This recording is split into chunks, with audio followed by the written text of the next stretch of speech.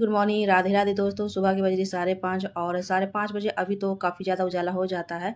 थोड़ा-थोड़ा जो है कुहासा भी लगा हुआ है, हल्का-हल्का बादल भी लगा हुआ है। अभी धूप निकलने के कोई चांस नहीं है। लगभग 8 बजे तक धूप निकलती है मेरे यहाँ। अभी तो धूप कुछ भी नहीं है, इसलिए सुबह-सुबह थोड़ा-थोड़ा ही पानी डालूँगी पौधे में, क्योंकि ठंडी के मौसम में ना पानी कम ही लगता है पौधों में, और 2-3 दिन के बाद ही मैं पानी डाल रही हूँ, तो काफ़ी ज़्यादा पानी डालने से पौधे भी खराब हो जाते हैं, इसलिए थोड़ा-सा हिसाब से डालना पड़ता है। ऐसे मैं पाइप लगाकर सारे पौधे में डालती हूँ, मगर थोड़ा-थोड़ा पानी डालना है तो इसलिए मैं मग से ही डाल देती हूँ, और यह सुबह की काफ़ी अच्छा लग रहा है। तो मैं क्या करती हूँ कि सुबह में पानी डाल लेती हूँ सारे पौधों में, और उसके बाद किचन का भी काम करना है। तो पौधे में पानी डालने के बाद मैं आ गई नीचे। तो आज हम बनाएँगे लौकी के कोफ्ते वाली सब्ज़ी, जो बनते हैं ना, बहुत दिन के बाद मैं बना रही हूँ। तो जैसे ही ठंडी के मौसम शुरू होते हैं ना, जाड़े के मौसम में ना अलग-अलग तरह की जो सब्जियाँ निकलती है ना, तो बनाने का भी बहुत ज़्यादा जो है ना, बच्चे तो लौकी को हम छील लेते हैं, और छीलने के बाद अच्छे से वॉश कर लेंगे। उसके बाद हम करेंगे कद्दूकस। कद्दूकस करने के बाद मैंने सारा पानी इसका निचोड़ लिया है। जैसे पनीर आप निचोड़ते हैं ना कपड़े में लेकर, उस तरह से निचोड़ लीजिए। निचोड़ते समय मैं नहीं दिखाई क्योंकि वीडियो बहुत लंबी हो जाती है। तो यहाँ देखिए कद्दूकस करके मैं इसको निचोड़ लिए। उसके बाद मैंने जितनी भी हरी सब्जी मैंने कट कर लिए, चॉप कर लिए मोटे-मोटे, और शिमला मिर्च मैंने 2 शिमला मिर्च लिए हैं, 2 प्याज लिए हैं, 2 टमाटर लिए हैं, और 50 ग्राम धनिया मैंने लिया है, धनिया पत्ता, और अदरक, हरी मिर्च, लहसुन मैंने जो है मोटा-मोटा काट लिया है। और जो मैंने कद्दूकस को जो सुखाकर इसमें पानी निचोड़ा है, इसमें डालेंगे हम बेसन।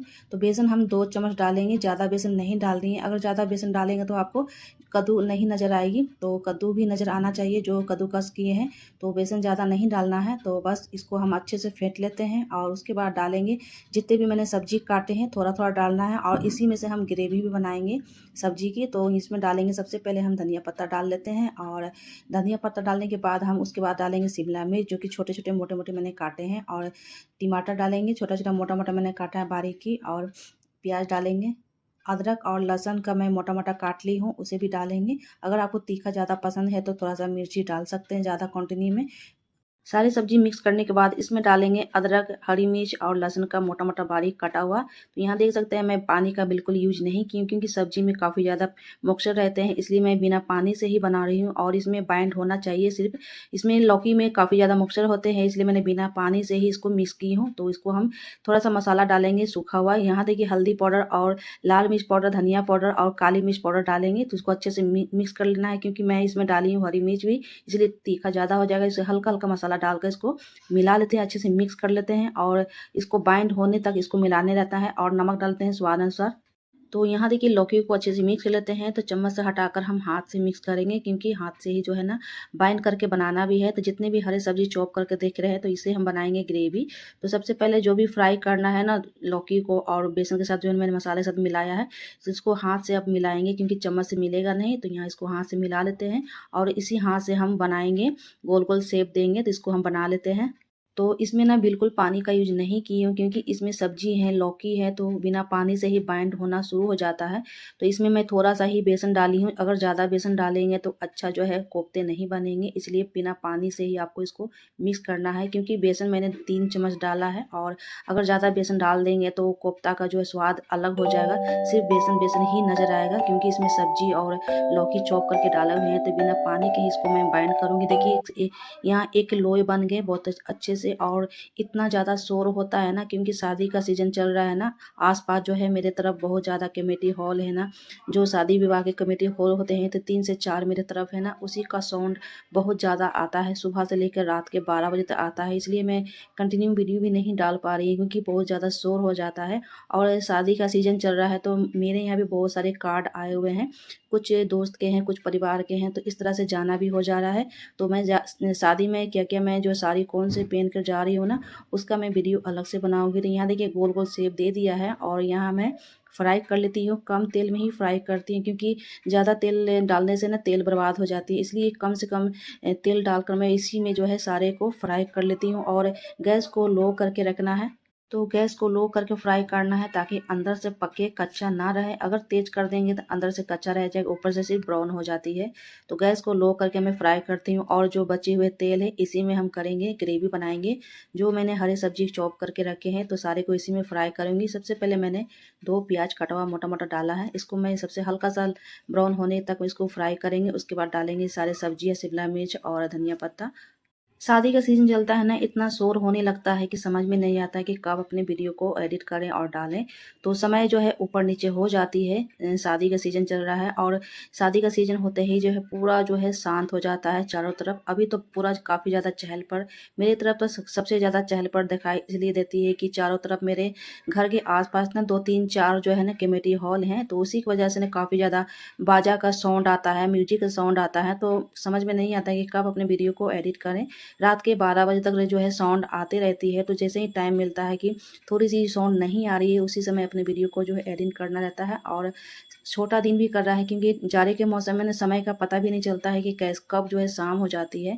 तो ब्लॉग भी डेली रूटीन में बनाना रहता है और अपने कामों को भी फॉलो करना रहता है क्योंकि जाड़े के मौसम में टाइम थोड़ी-सी ऊपर-नीचे हो जाती है। तो यहाँ देखिए मैंने सब्ज़ी भी तैयार कर ली है और यहाँ रोटी चपाती भी बनाना शुरू कर दी हूँ। तो मेरी चपाती थोड़ी-सी बड़ी-बड़ी रहती है क्योंकि मेरे घर में थोड़ी-सी चपाती बड़े-बड़े ही चाहते हैं, इसलिए मैं बड़े-बड़े ही बनाती हूँ।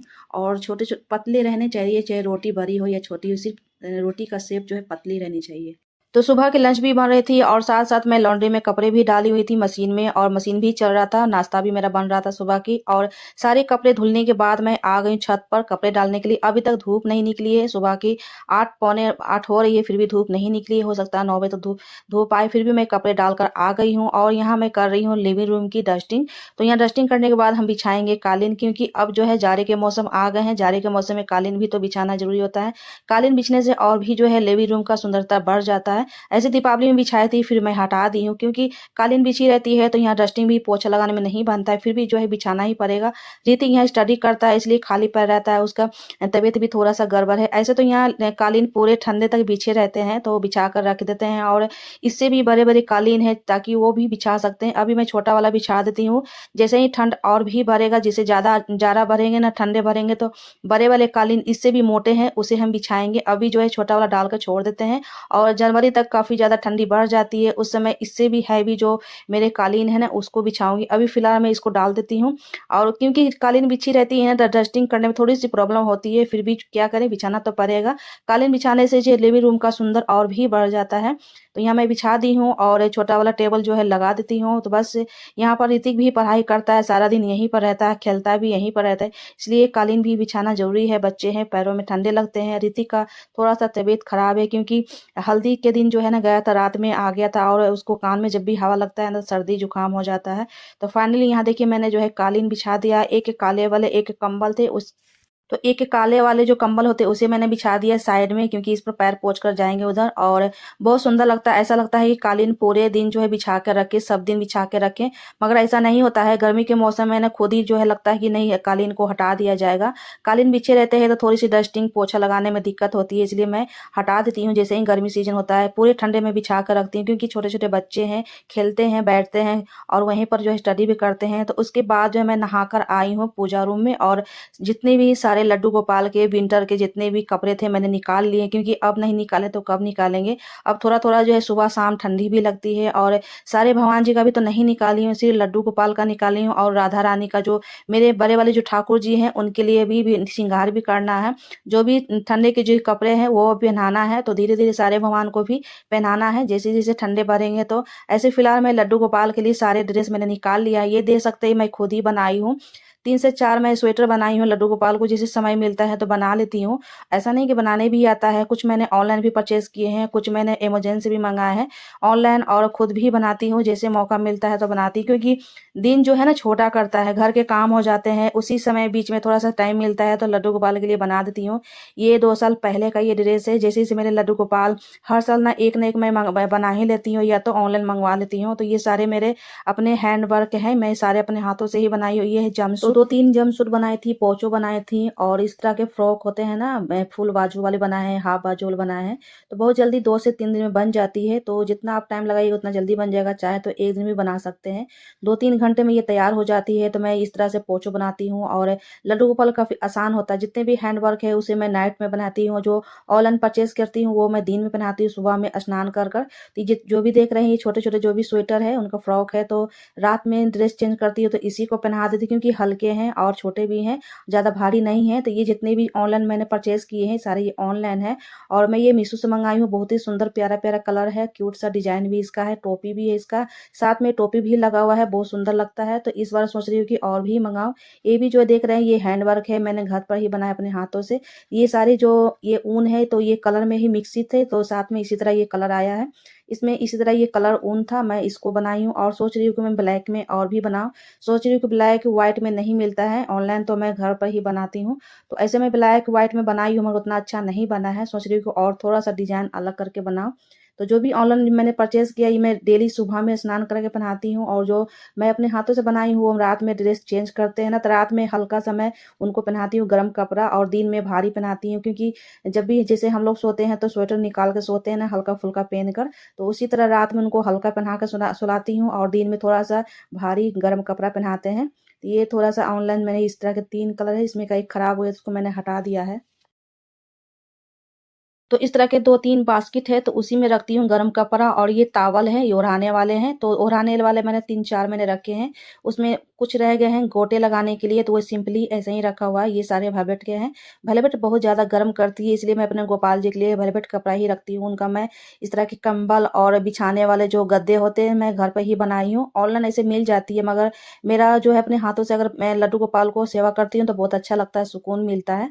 तो यहाँ देखिए लड्डू गोपाल को मैंने तैयार कर दी हूँ और छोटी-सी पूजा कर लेती हूँ और सुबह की बज रही है 9, 9 बज चुकी है। तो यहाँ देखिए मैं पूजा करने के लिए शुरू कर दी हूँ। तो सबसे पहले मैं लड्डू गोपाल को स्नान करा दी हूँ। तो जैसे ही ठंडी के मौसम शुरू होती है तो मैं गर्म पानी से स्नान कराती हूँ, गुनगुने पानी कर। पूरे ठंडे जो है गुनगुने पानी से ही स्नान किया जाता है। जिस दिन ज़्यादा ठंडी रहती है तो उनको गर्म पानी से सिर्फ़ उनका मुँह हाथ मैं पोंछ देती हूँ। कभी-कभी ऐसा कर देती हूँ ज़्यादा ठंडी रहती है तो। कम ठंडी रहती है तो डेली स्नान करा देती हूँ गर्म पानी से। उसके बाद करती हूँ आरती। तो भोग में मैंने लगाया मिश्री, माखन मिश्री का भोग लगाया है, दूध का भोग लगाया है, फल का भी भोग लगाती हूँ।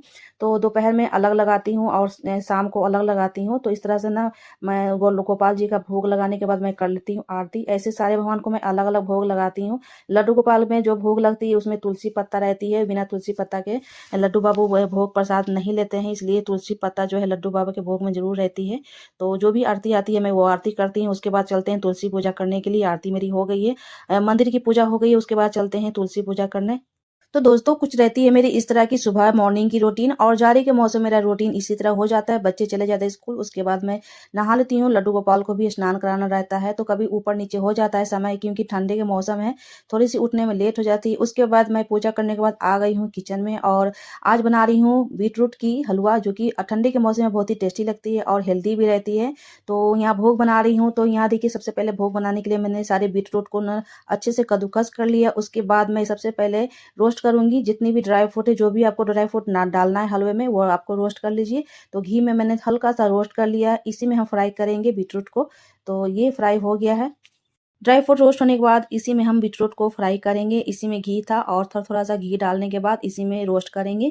हल्का-सा 5 से 10 मिनट इसको रोस्ट करेंगे, फ्राई करेंगे बीटरूट को। उसके बाद डाल देंगे इसमें दूध, तो सिर्फ़ दूध में ही पकाना है आपको और बहुत ही टेस्टी होता है जब ये बन जाता है ना, हेल्दी तो रहता ही है और पूरे ठंडे में ना हफ्ते में 1 दिन बनाकर ज़रूर खाना चाहिए। अगर आपके शरीर में खून का कमी है तो ये बीटरूट का हलवा या अगर कच्चे नहीं खा पाते हैं तो इसका हलवा बना के खा सकते हैं, बहुत ही टेस्टी बनता है।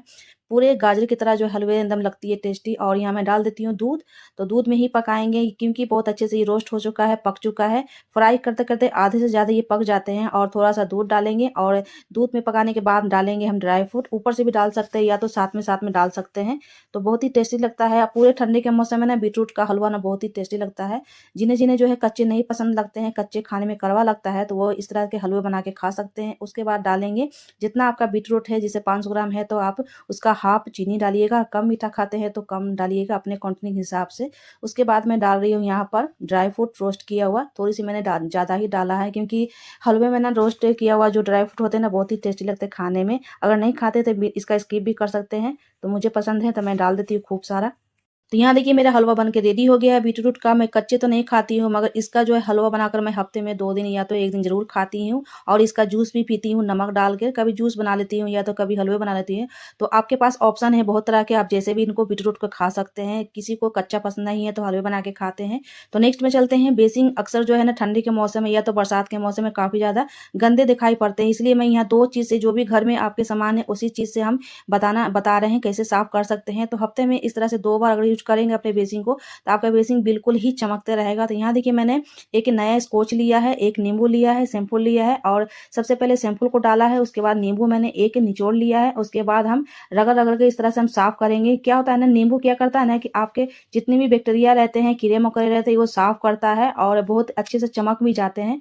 तो इस तरह से मैं हफ्ते में 2 बार करती हूँ ना, तो मेरे जो बेसिन हमेशा ही चमकते रहते हैं, कोई स्मेल भी नहीं देती है। उसके बाद हम डालेंगे इसमें गर्म पानी। सबसे पहले इसको हमको क्या है, अच्छे से रगड़ना है, ज़्यादा रगड़ना नहीं है, बस हल्के हाथों से अगर भी रगड़ेंगे तो ये बहुत अच्छे से साफ़ हो जाते हैं। तो मैं क्या करती हूँ ना कि बस 2 चीज़ लेती हूँ, अपने बेसिन को अच्छे से चमका देती हूँ। कोई भी लिक्विड फॉर्म कुछ भी मैं बाहर से नहीं लेती हूँ, बस इसी 2 चीज़ से मैं अपने बेसिन को चमका लेती हूँ। तो आगे देखते रहिए कि कैसे ये चमक आ जाता है। देख सकते हैं कि धोने से पहले कितने मेरे बेसिन गंदे हैं। हफ्ते में अगर इस तरह से 2 बार यूज़ करेंगे ना, तो मैं ज़्यादा गंदा करके आपको इसीलिए दिखा रही हूँ कि कैसे मैं चमका सकते हैं घर की चीज़ों से ही। बस कुछ भी नहीं करना है, कोई भी अगर शैम्पू है आपके पास तो वो शैम्पू ले लीजिए, 1 नींबू ले लीजिए, अगर ज़्यादा ज़रूरत है तो 2 नींबू ले लीजिए। तो मैं 1 ही नींबू से यहाँ चमका रही हूँ। बस हल्का-सा शैम्पू मैंने गिराया है बेसिन में, उसके बाद मैं इसको रगड़-रगड़ के साफ़ कर रही हूँ। तो 5 मिनट मुझे लगा है इसको रगड़ने में। अब इसको हम धोकर दिखाते हैं कि कैसा ये चमक आ गया है। ऐसा 2 बार करिएगा हफ्ता में, बहुत अच्छा। तो देख सकते हैं इसका रिजल्ट कितना अच्छा आया, कितने अच्छे से चमक चुका है। तो ये 2 बार कीजिएगा हफ्ते में। तो मैं 2 बार करती हूँ, तो मैं निश्चिंत रहती हूँ। कोई भी बाहर से मैं लिक्विड नहीं लेती हूँ, बस घर का चीज़ों से इस्तेमाल कर लेती हूँ, और मेरे किचन बहुत ही जो है ना चमक जाते हैं। तो ये 2 चीज़ से अपने बेसिन को चमकाइए, और फ्री टिप्स आपको मिली है तो इसे टिप्स ज़रूर अपनाइएगा। तो नेक्स्ट में चलते हैं। एक मेरे पास चूड़ी बॉक्स पड़ी हुई थी, उसी से हम ऑर्गेनाइज़ बॉक्स बनाने जा रहे हैं। तो सबसे पहले मैंने जो है ना एक पेपर ले लिया है, कोई भी पेपर ले लीजिए, और उस इसे कवर करने के लिए, तो ताकि आपको दिखाई नहीं दे कि ये चूड़ी बॉक्स है, तो इसको कवर करने के लिए मैंने कोई भी पेपर ले लिया है, कलर पेपर ले लीजिए। और यहाँ देखिए कितना सुंदर लग रहा है, मैंने इसमें रखा है ऑयल। और यहाँ इस तरह के चूड़ी बॉक्स रहते हैं, तो हमेशा हर घर में कुछ न कुछ जो चूड़ी बॉक्स इस तरह के डब्बे पड़े रहते हैं, या तो पार्सल के डब्बे पड़े रहते हैं। तो इसमें हमको करना है क्या, फेविकॉल से जो है चिपकाते जाना है इस तरह से, जहाँ जहाँ आपको चिपकाना है। अंदर भी चिपका सकते हैं, मैं अंदर मैं नहीं चिपकाऊंगी, अंदर मैं ब्लैक पेपर दे दी हूँ ताकि अच्छा लगे। अगर सेमी दे देंगे तो उतना जो है कलरफुल देखने में नहीं लगेगा। तो इसको मैं अच्छे से चिपका लेती हूँ, उसके बाद दिखाती हूँ इसका फाइनल लुक। तो यहाँ देखिए बन चुका है, और मैंने जो है नीचे दिया है 2 डब्बे के ढक्कन, ताकि ये हाइट रहे, और बहुत सुंदर लग रहा है। इसमें मैंने रखा है मस्टर्ड ऑयल, रिफाइंड रखा है, और सौंठ रखा है। छोटे-छोटे डब्बे शीशी होते हैं, मैंने वो 3-4 मैंने डब्बे उसमें आ गए हैं, और ईज़िली रहता है साफ़ करने में।